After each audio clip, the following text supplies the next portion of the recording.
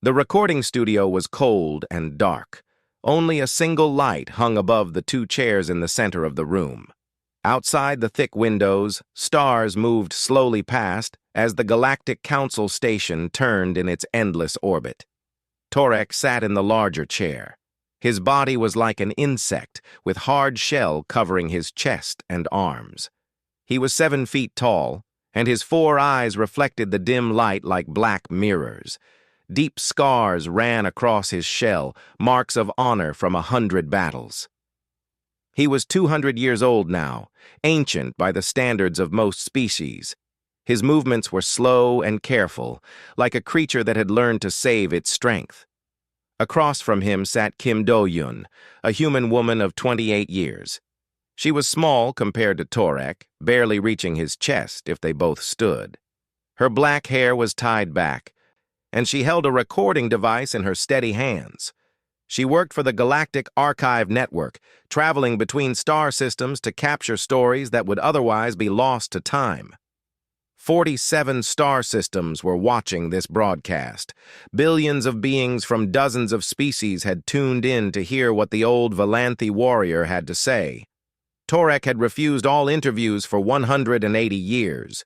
His sudden agreement to speak had shocked everyone who knew him. Do-yun cleared her throat. "Thank you for agreeing to this, Commander Torek. The galaxy has waited a long time to hear your story." Torek made a clicking sound with his mandibles. It was the Valanthi equivalent of a bitter laugh. "I am no longer a commander, young one. I have not held that rank since the war ended. You may simply call me Torek." "Very well. Torek." Do-hyun glanced at her notes, though she had memorized every question weeks ago. "You served in the Orion campaigns, fighting alongside the coalition forces against the Dominion hegemony. You fought beside soldiers from 7 different species, but you specifically requested to talk about the humans. Why?" Torek was silent for a long moment. His 4 eyes blinked one pair at a time, a sign of deep thought among his people. When he spoke, his voice was quieter than before. "Because the galaxy does not understand what humans truly are. They see your people as soft, weak. Your bodies break easily. You cannot breathe in toxic air. You die from temperature changes that my kind would barely notice." He leaned forward, and his chair creaked under his weight. "They think because humans are fragile, they are not dangerous. This is a mistake that has cost many lives." Do-yun felt a chill run down her spine, though the room's temperature had not changed. "You're saying humans are more dangerous than other species?" "I am saying that my people, the Valanthi, were once considered the most feared warriors in all of known space." Torek's voice carried a weight of old pride. "We conquered 30 systems before joining the Council. Our warriors trained from birth. We knew nothing but battle, strategy, and honor. When we first encountered humans, we thought we would have to protect them.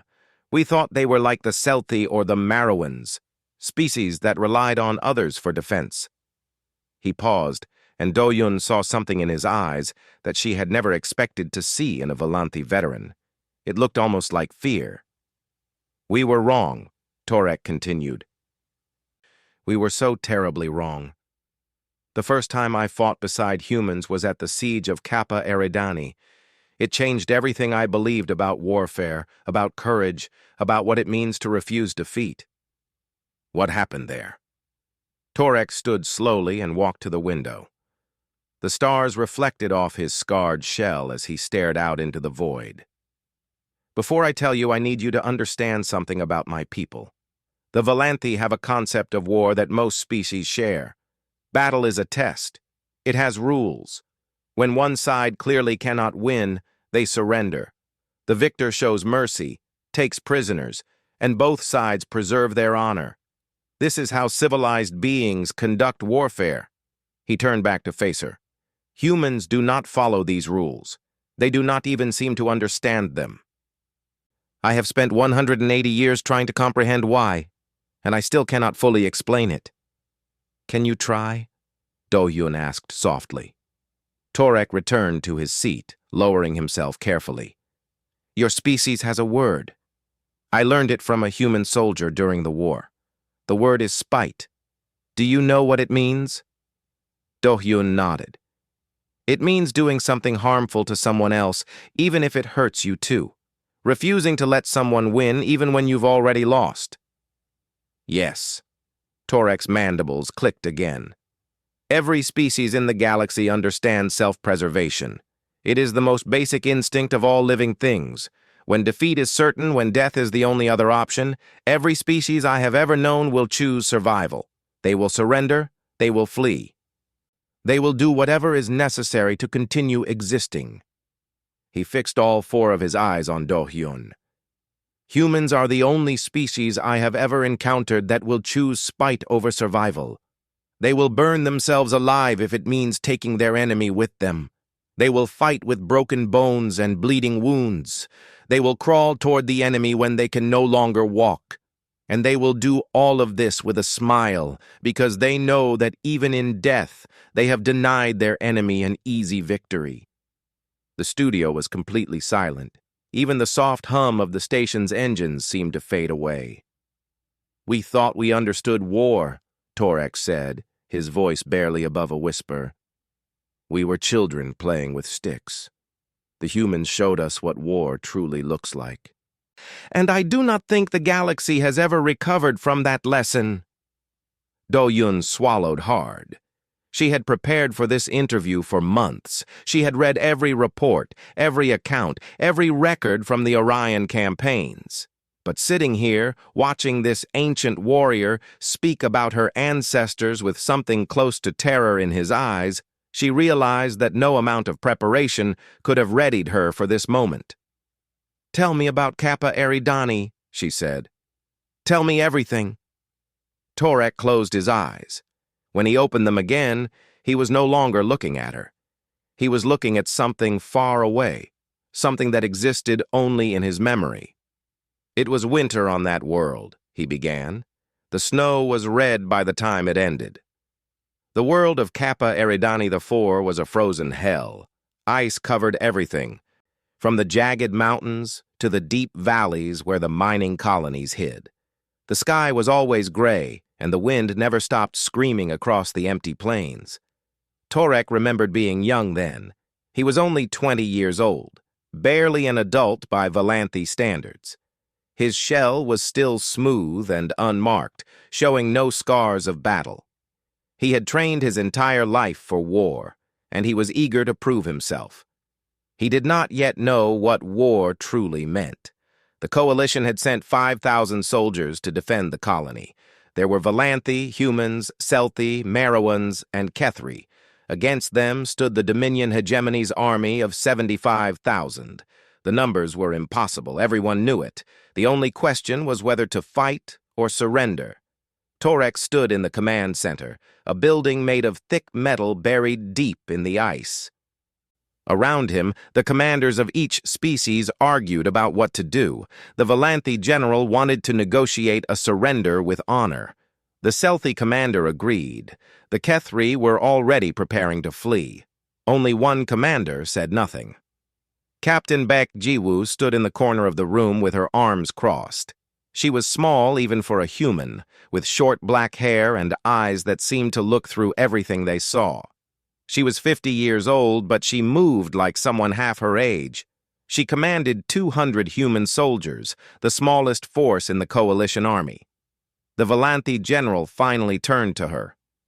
Captain Baek, you have been silent. What do the humans propose? Jiwoo looked up slowly. Her face showed no emotion at all. We're not surrendering. The room went quiet. The Selthi commander made a sound of disbelief. Captain, the enemy outnumbers us 15-1.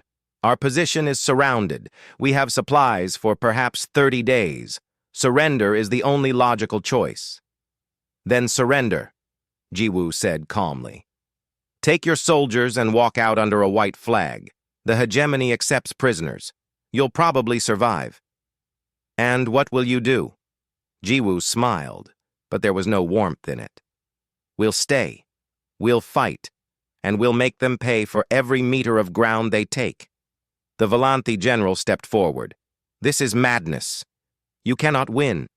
You will simply die for nothing. Not for nothing. Jiwoo's voice was quiet but sharp as a blade.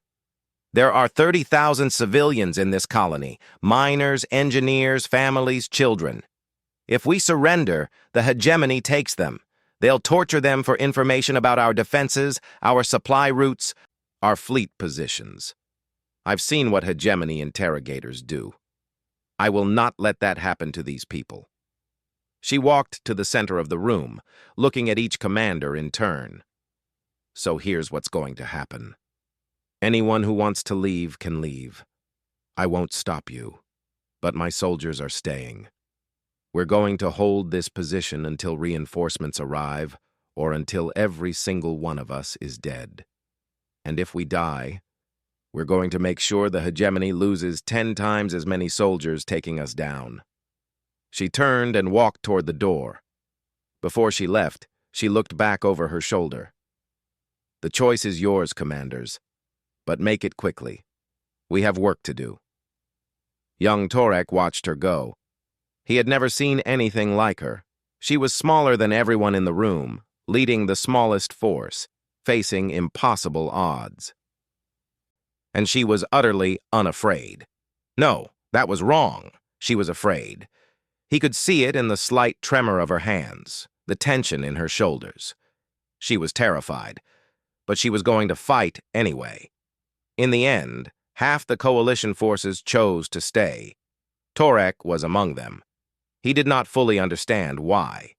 Perhaps it was pride, perhaps it was shame, perhaps it was simply that he could not let a human show more courage than a Volanthi warrior.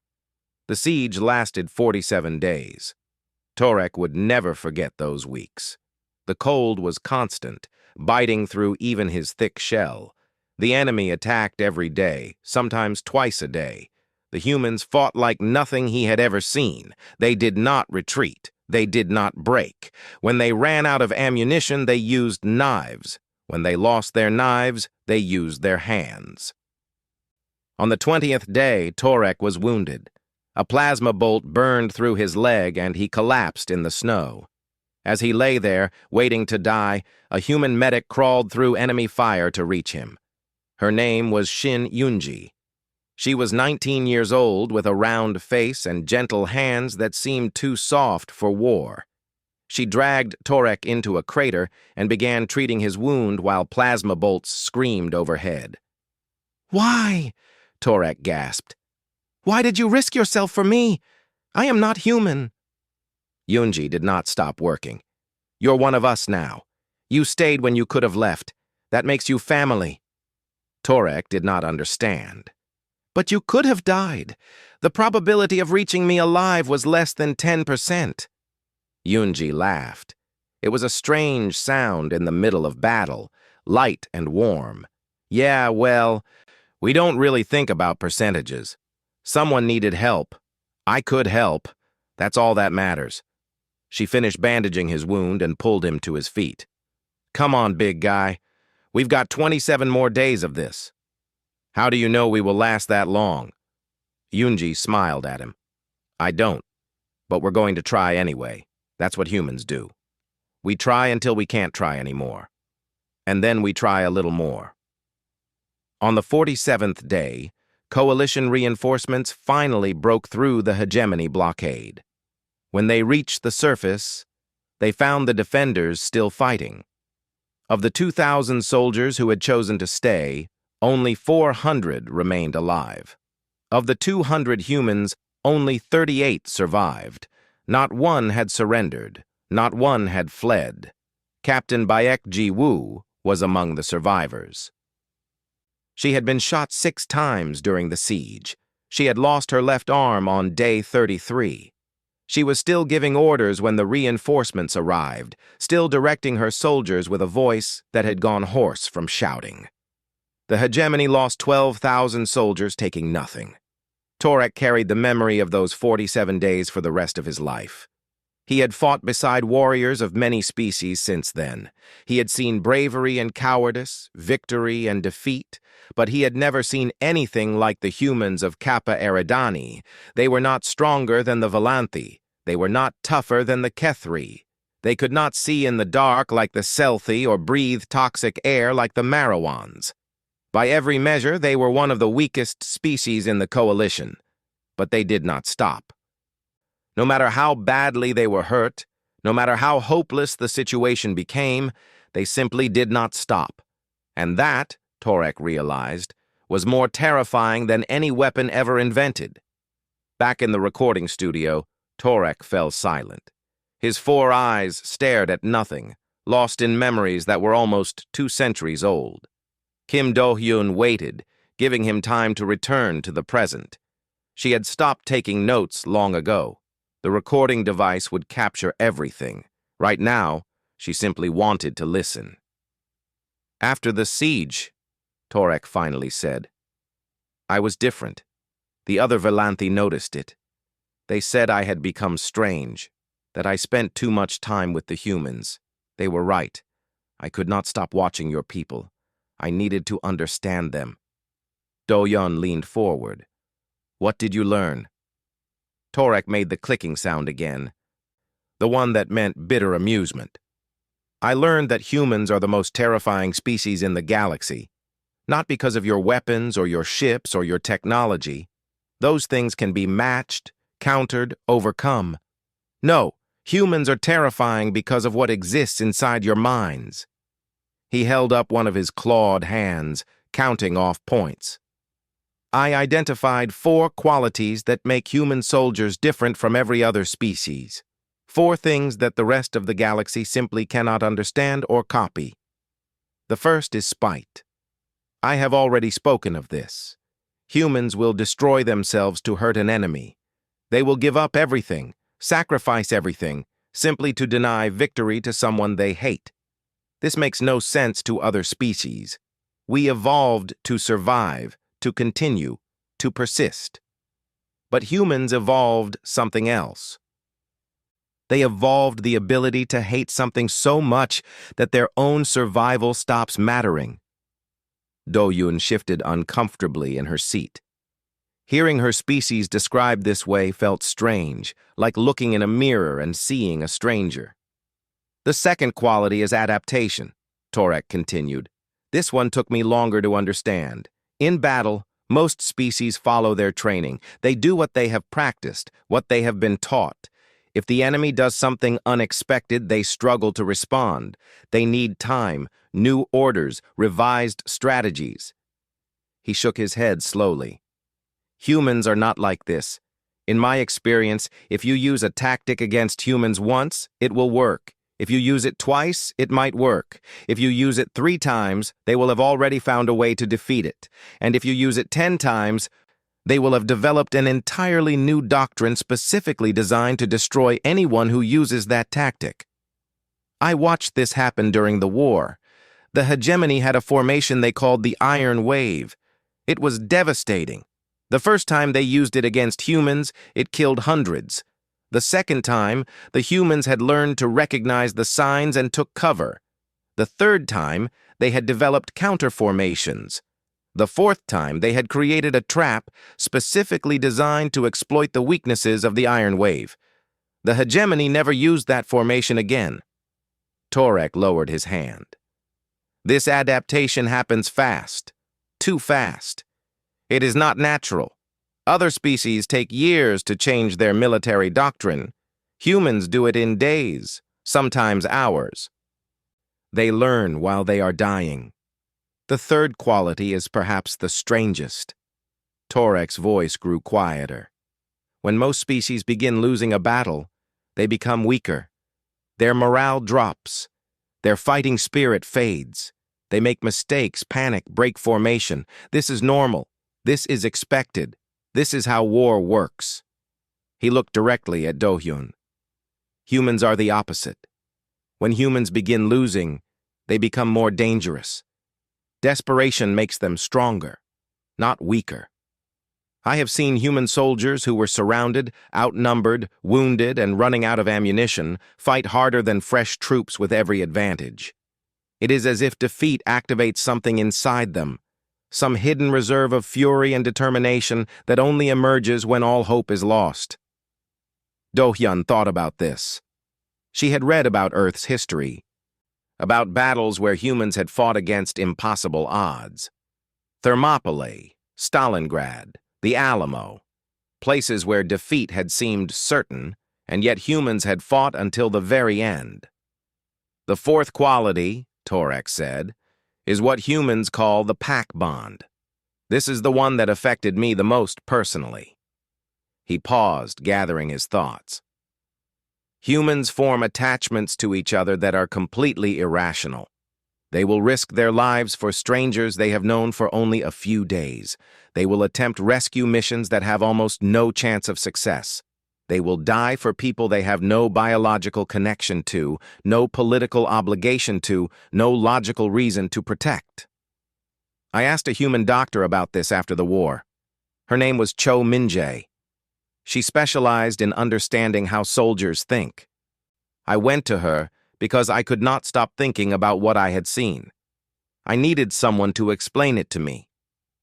Torek closed his eyes, remembering. I asked her how humans could be so reckless, so wasteful of their own lives. She smiled at me as if I had asked a funny question. Then she told me something I have never forgotten. He opened his eyes. She said that humans evolved on Earth as persistence predators. Do you know what that means? Do-hyun nodded. It means our ancestors didn't chase down prey by being faster or stronger. They just followed it until it collapsed from exhaustion. They could walk and run for longer than almost any other animal. Yes. Torek's voice was heavy. Dr. Cho told me that this is still inside humans. She said that your species does not need to be faster or stronger than an enemy. You simply need to not stop. You need to keep going when everyone else has given up. You need to be willing to chase something forever. He leaned back in his chair. She said that the pack bond, the willingness to die for others, evolved from this. In ancient times, humans hunted in groups. They relied on each other. If one member of the group was hurt, the others would carry them. If one was lost, the others would search until they found them or died trying. Because the pack was everything. Without the pack, a single human was weak, vulnerable, prey. With the pack, humans became the most successful predators their world had ever seen. This instinct is still inside you. When humans look at their squad mates, they do not see strangers or colleagues or soldiers from another unit. They see pack, they see family. And humans will do anything for family. Torek was silent for a long moment. When he spoke again, his voice was barely above a whisper. I have fought beside many species. The Valanthi fight for honor. The Kethri fight for territory. The Selthi fight because they are ordered to. But humans fight for each other. They look at the soldier next to them and decide that this person, this one single being, is worth dying for. And they make this decision in seconds, without thinking, without calculation. He looked at Do-hyun, and she saw something in his eyes that might have been sorrow. That is why humans are terrifying. Not because they are cruel or violent or savage, but because they care so much about each other that they will burn down the entire galaxy to protect the ones they love.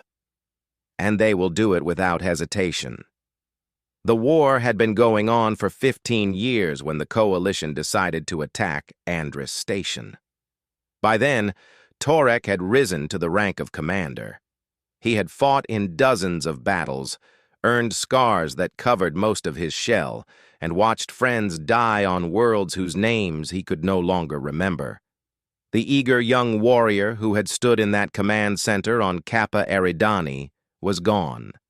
In his place was something harder, colder, wiser. Andris Station was built into an asteroid the size of a small moon. The hegemony had spent 50 years turning it into a fortress.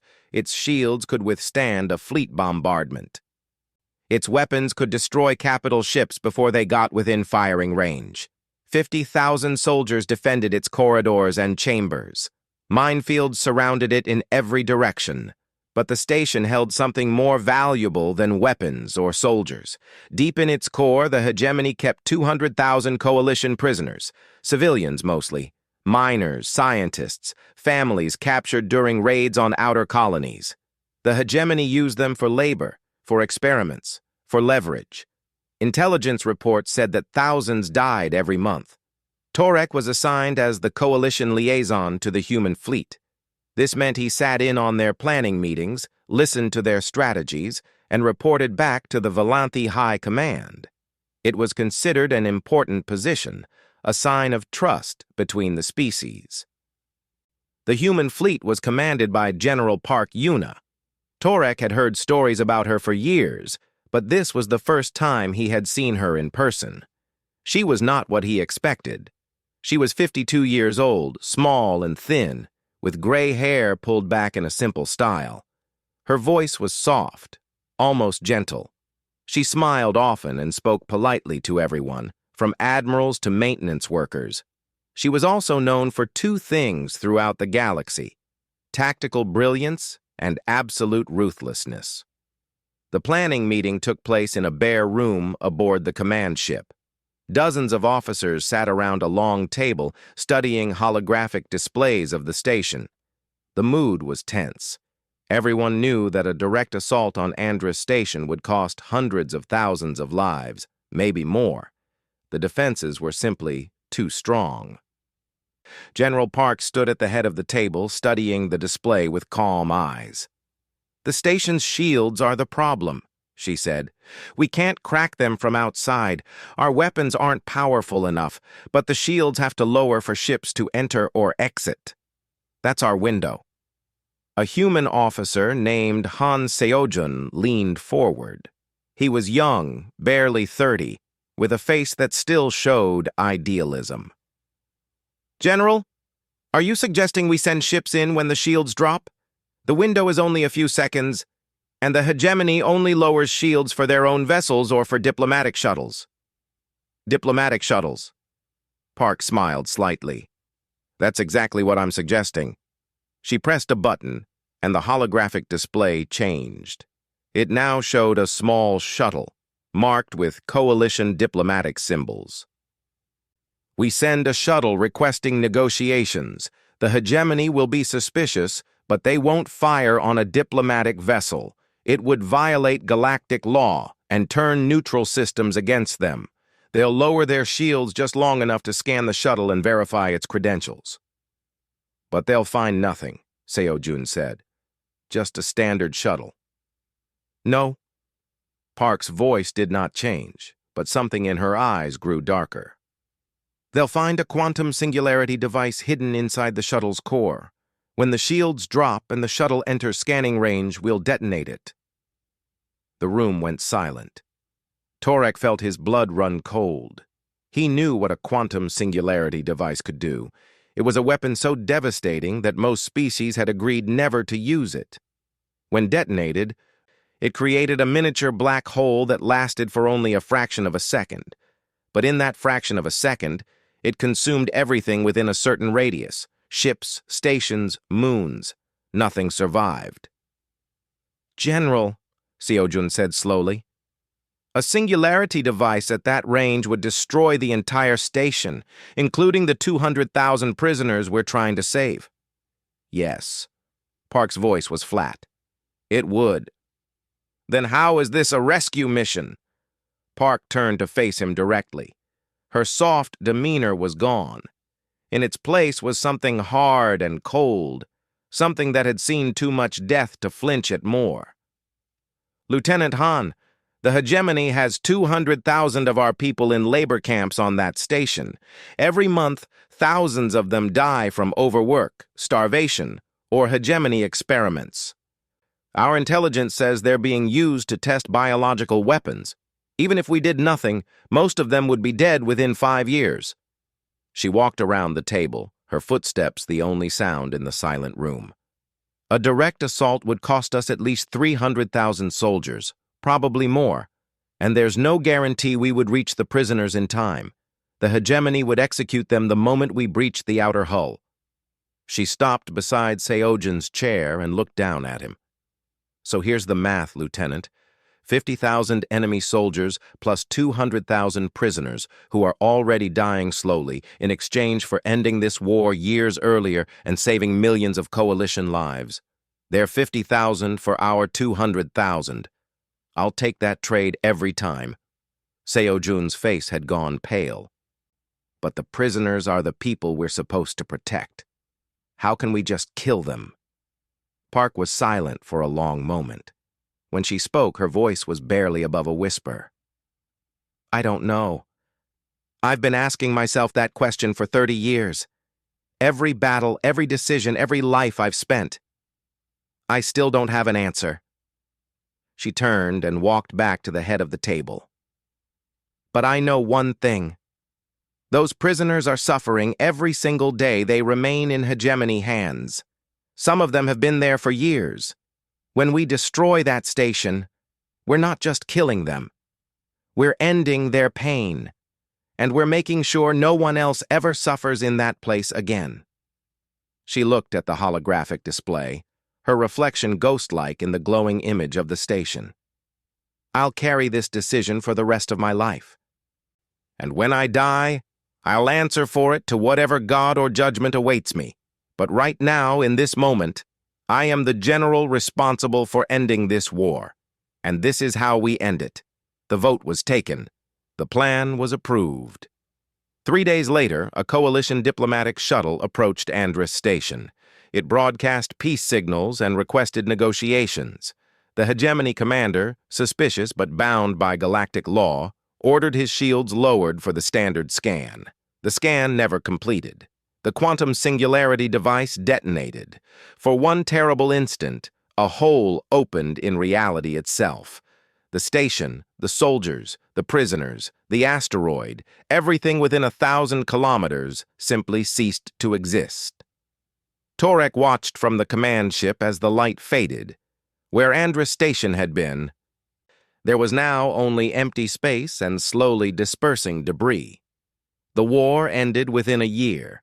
The hegemony surrendered, not because they were losing, but because they had become afraid. A captured hegemony officer said it best during his interrogation. We can accept defeat. We cannot accept annihilation. The humans don't seem to know the difference. Torek never forgot what he saw that day. But what haunted him most was not the destruction of the station. It was what he witnessed afterward. That night, he passed by General Park's quarters. The door was slightly open. Inside, alone in the darkness, the most ruthless commander in the human fleet was sitting on her bed, weeping silently. She had made the choice. She would make it again if she had to, but she would carry the weight of 200,000 souls until the day she died. That, Torek realized, was the true horror of humanity. They knew exactly what they were capable of. They understood the darkness within themselves, and they chose to use it anyway because some things were worth any price, even damnation. Hours had passed in the recording studio. The single light still hung above them, but it seemed dimmer now, as if the weight of Torek's stories had drained the energy from the room itself. Kim Do-hyun sat motionless in her chair. Her recording device had captured everything, but she knew she would never need to listen to it again. Every word was burned into her memory. Torek looked older than he had at the start of the interview. His shell seemed duller, his movements slower. Telling these stories had cost him something, reopened wounds that had never fully healed. There is one more thing I must tell you, he said. The real reason I agreed to this interview. Do-hyun waited. She had stopped asking questions long ago. Now she simply listened. Throughout the war, I tried to keep my distance from the humans. I respected them. I feared them. But I did not want to become close to them. I had seen what happened to soldiers who grew attached to humans. When the humans died, and they always died, Their friends from other species were destroyed by the loss. The pack bond worked both ways. Once you were part of a human's family, you could never truly leave. He paused, his 4 eyes growing distant with memory. But in the final battle of the war, the assault on Hegemony Prime, I was forced to work closely with a human squad. Their mission was to destroy a communication tower that was coordinating the enemy's defenses. My mission was to support them. For 3 days, we fought together through the ruins of a city whose name I cannot pronounce. There was one soldier who stayed near me throughout those 3 days. Her name was Yoon Hana. She was 23 years old, a corporal, unremarkable in every way. She was not the strongest, or the fastest, or the smartest. She did not give inspiring speeches or perform heroic deeds. She was simply a soldier doing her job. Torek's voice grew softer. But she talked to me. During the quiet moments between battles, she would sit beside me and ask questions. She wanted to know about my world, my family, my life before the war. No human had ever shown such interest in me before. I did not know how to respond. On the 3rd day, we reached the communication tower. The enemy was waiting for us. There were too many of them. We should have retreated, but the mission was too important. The entire assault depended on that tower being destroyed. He closed his eyes. We fought our way to the base of the tower. Most of the squad was dead by then. Hana was wounded in the leg, but she kept moving. I was covering the rear when I heard her shout my name. I turned and saw a Hegemony soldier aiming a plasma charge at me. It was a weapon designed to kill armored vehicles. At that range, it would have torn me apart. There was no time to dodge, no time to raise my weapon, no time for anything. Hana threw herself in front of me. She caught the full blast in her chest. The studio was silent. Do-Yun felt tears forming in her eyes, though she did not fully understand why. She had never met Corporal Yoon Hana. But somehow, through Torek's words, she felt as if she had known her all her life. I caught her as she fell, Torek continued. She was so light. I had not realized how small humans truly were until I held one in my arms. Her blood was everywhere, soaking into my shell, pooling on the ground beneath us. She looked up at me and smiled. Her face was pale, her eyes already growing dim, but she smiled. I asked her why. Why would she sacrifice herself for me? We had only known each other for 3 days. I was not her family. I was not even her species. Why? Torek's voice broke slightly. In 200 years, Kim Do-Yun suspected he had never told anyone this story. She said, "You're one of us now. Don't let us be forgotten." Then she died. The silence stretched on. Finally, Torek opened his eyes and looked directly at Do-Hyun. 180 years. That is how long I have carried her words. 180 years of remembering a human I knew for only 3 days. 180 years of trying to honor her request. He stood slowly, his joints creaking with age. Walking to the camera that had been recording everything, he stared directly into its lens.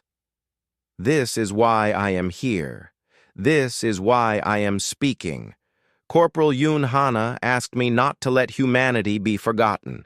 She asked me to tell the galaxy what humans truly are. His voice grew stronger, filling the small studio with echoes of his old command presence. So, hear me now, all of you watching. Humans are not your rivals. They are not your enemies. They are not prey to be hunted or obstacles to be removed.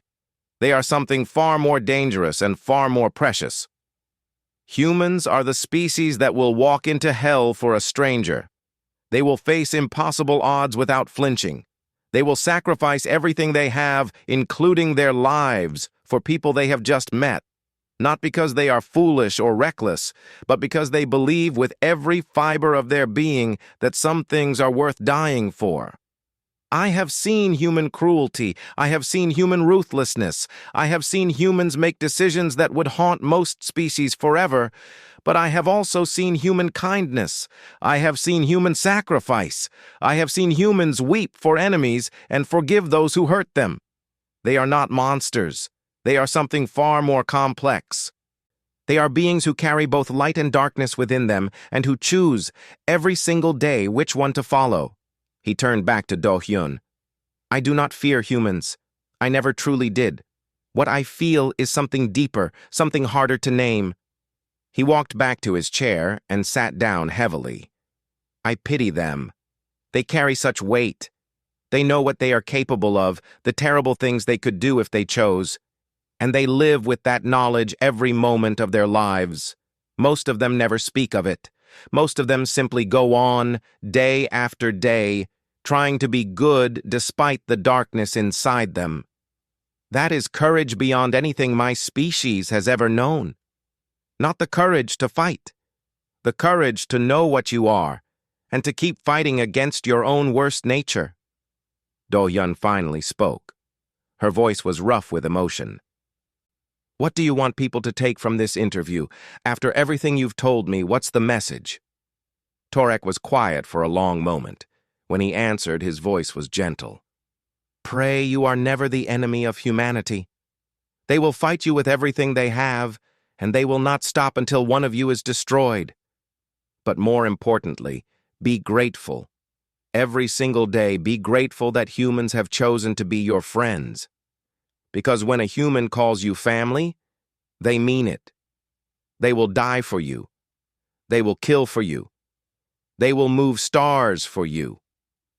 And there is nothing in this galaxy or any other that can stand against that kind of love. The recording ended. The light above them flickered once and then held steady.